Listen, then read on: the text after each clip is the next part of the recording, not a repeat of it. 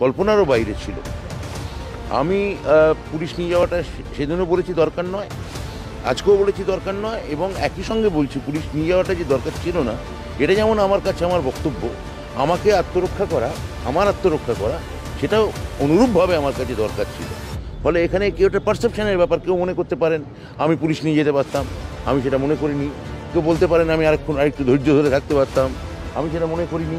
আমি মনে করেছি ঠিক সময় আমি বেরিয়েছি, ওখানে থেকে আমার আত্মরক্ষাকে আরও বিপর্যস্ত করা বা গোটা সিচুয়েশনটাকে আরও ভোলাটাইল করে তোলা আমার আমার আমার মনে হয় না ঠিক হতো।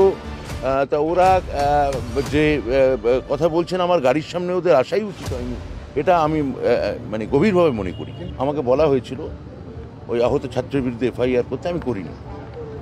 আমার সংগঠনকে আমি বলেছিলাম যে কেউ এফআইআর করো না। তো পুলিশ নিশ্চয়ই কিছু ব্যবস্থা নিচ্ছে। আমারও বক্তব্য তো সেটাই, যেটা নিষিদ্ধ এলাকা নয়, এটা কোনো মুক্তাঞ্চল নয়, এটা কোনো অবরুদ্ধ দুর্গ নয়। এবং এরা আমি বলতে চাই যে এখানে আমাদের যে কোনো লোক যেতে পারেন, ওনাদের রাজনৈতিক মত থাকুক, অন্য রাজনৈতিক মত থাকুক, আর অন্য রাজনৈতিক মত নিয়ে তার দিকে তাড়া করব, তার দিকে বল্লম ছুঁড়ে মারবো, ঠ্যাঙাড়ে বাহিনী নিয়ে ধাওয়া করব, এটা কোনো রাজনৈতিক সংস্কৃতি হতে পারে না। মানে যা ঘটনা ঘটেছে গোটা ভারতবর্ষ দেখেছে,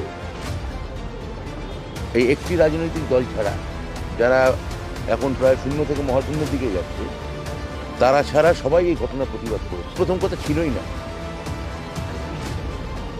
উচ্চ মাধ্যমিক পরীক্ষার দিন তারা বন্ধ রেখেছিল। তো ওরা কি বলছে, ওদের আমি কথা নিয়ে ওরা চিন্তিত বা ভাবিত বা কথা বলতেও চাই না।